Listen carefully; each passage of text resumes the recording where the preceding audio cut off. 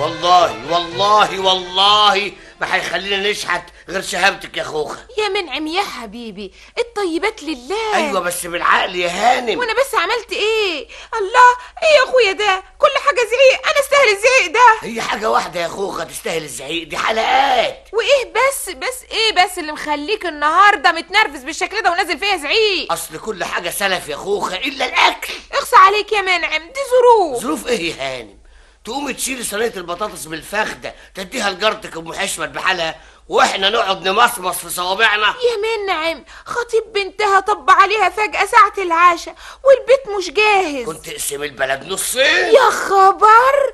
عشان يبان انهم شحتينه. واحنا ذنبنا ايه؟ نبات من غير عشاء ليه؟ ده انت حتى مش ديني يا منعم. طب دبريني، هنطفح ايه؟ التلاجة مليانة جبنة وزيتون ومربى وزبدة وعندنا علبة دقة. دقة؟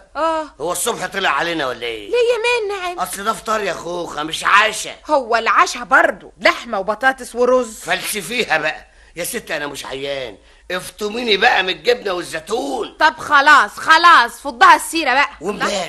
امبارح تدي فكيها مرات البواب 4 جلاليب من بتوعي. ولدت يا منعم وما عندهاش لفف للعيال. 4 جلاليب لفف للعيال؟ يا دوب يا منعم. ليه؟ هي هتلف الواد ولا هتلف ابوه؟ غلابة يا منعم، واحنا نقدر نشتري. هاتيلي الاكل من التلاجة اطفح وانام.